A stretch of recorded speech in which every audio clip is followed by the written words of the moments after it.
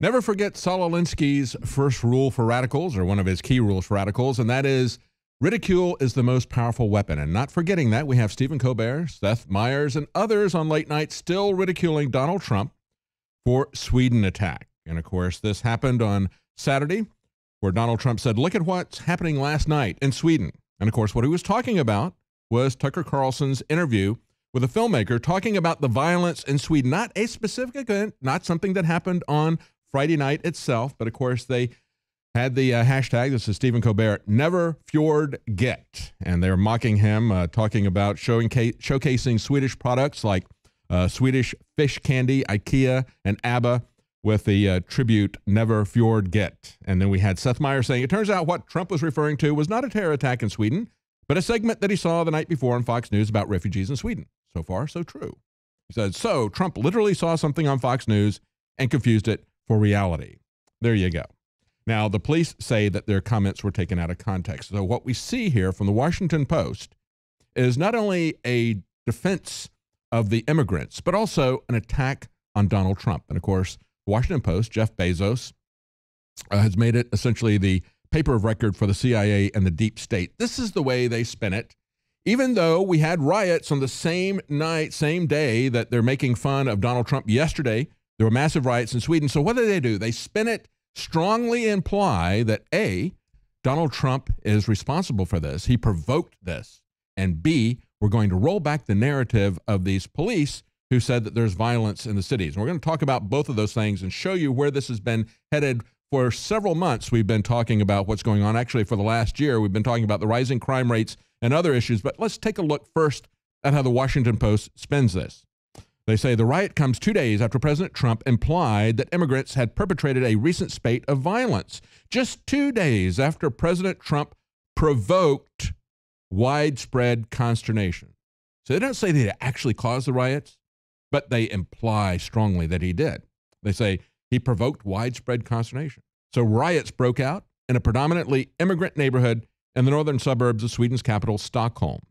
The neighborhood was the scene of riots in 2010 and 2013. But of course, there's no problem with immigrants. No, the problem is with Donald Trump. And they say it went on for 4 hours.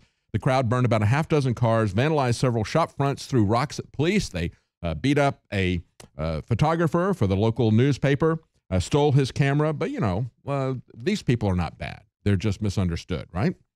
They say Sweden took the greatest number of immigrants per capita. They say integration has been a success story there. This is the way Washington Post is spinning it.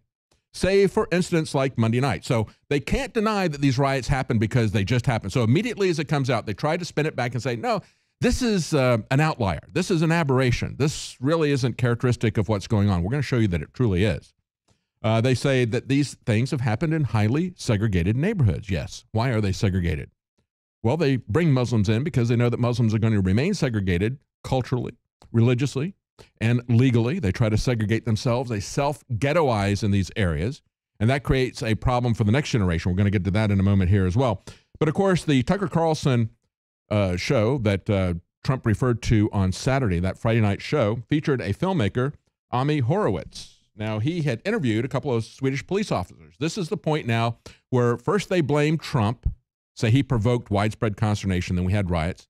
Then they say, no, it's really been a success. It really isn't a generalized problem.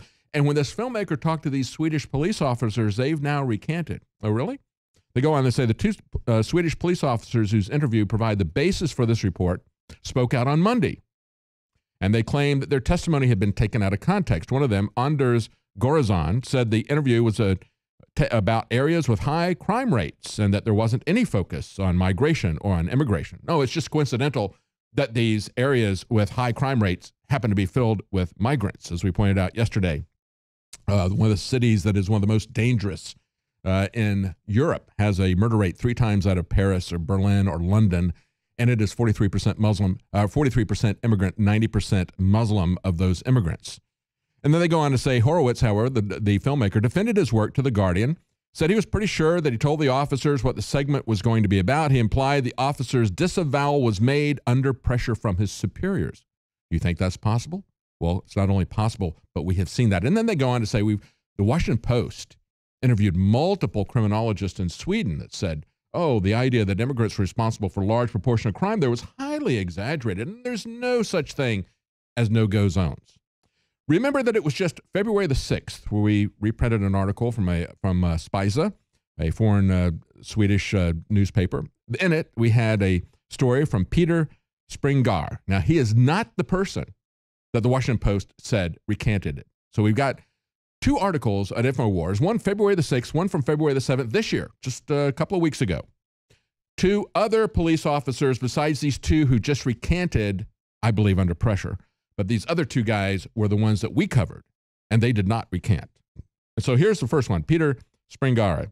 He's a police investigator, former deputy head of the Division for Serious Crimes at the police for the police in Orebro. And he reported to the police after he had a post on Facebook where he plainly spoke about what he saw. This is what he wrote. I am so effing tired. What I will write here below is not politically correct, but I don't care. What I will tell you, taxpayers, is forbidden to tell you by us state employees. It results in the loss of career, the loss of individual salaries, even if it's true. I don't care about all this. I will soon retire anyway after 47 years in this business. I will now and every week going forward in detail account for what I, as an investigator of serious crimes unit of the police in Orebro, work with. It will not harmonize with the BRA's statistics, its perception, or other leftist criminologists' perception in the public debate. He said, our pensioners are on their knees. The school is one of chaos. The healthcare is an inferno. Police have been completely destroyed, et cetera, et cetera. Everyone knows why, but no one dares or wants to talk about the reason, because Sweden has always lived on the myth of the magnificent ultimate society that has unlimited resources to be in the forefront when it comes to being the only politically correct option in a dysfunctional world. So he goes, here we go. In the last week, I've handled Monday through Friday rape, aggravated rape, assault, rape, extortion, blackmail, abuse of judicial procedure, threats, violence against the police, threat to the police, drug trafficking, so forth and so on. He goes, and the perpetrators are people with the name of Ali Muhammad Ali, again and again and again. And then Christopher, oh, wait, that's a Swedish name.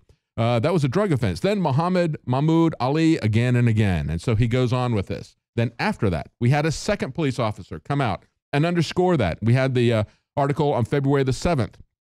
Remember back in September of 2016, we had the video.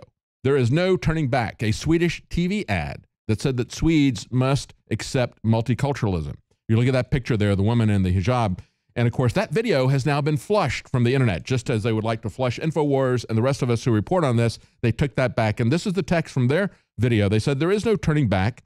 Sweden will never be what it was before. It is an understanding of what the world actually looks like. Sweden is needed as a place for people who need refuge, and so forth and so on. It's time to realize that new Swedes will take up room with cultures, languages, customs, and it's time that we see this as a positive force.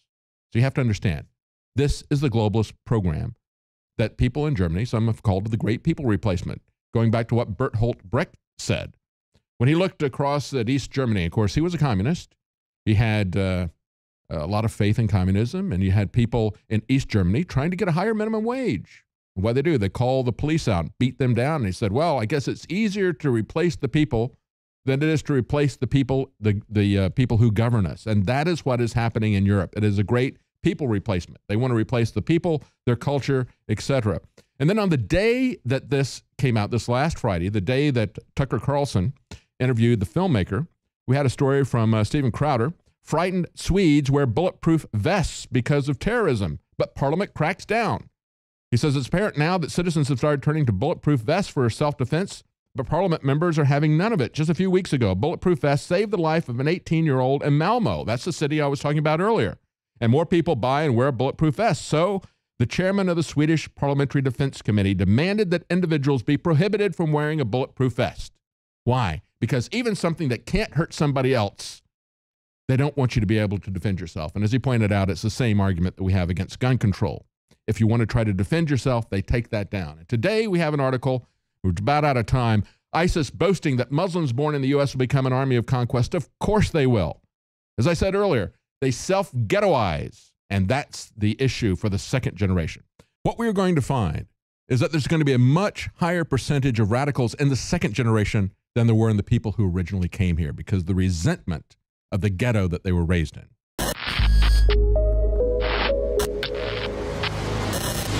In case you haven't heard, InfoWars has become the most influential media outlet in America. We're making freedom go viral. And now we are proud to announce a new weapon in the epic battle against the globalists. InfoWars Prime, where you can watch live high-definition feeds of The Alex Jones Show, plus exclusive insider videos from the InfoWars crew and behind-the-scenes action. Go to Infowars.com/app and download today. InfoWars Prime is available right now for your iPhone or Android. You will have access to exclusive videos that you can't see anywhere else. And that means live coverage of events and breaking news on location as it happens. You can also take advantage of amazing deals from the InfoWars store that are only available for InfoWars Prime subscribers. That's InfoWars Prime at Infowars.com/app. And if you can hear my voice, you are the resistance.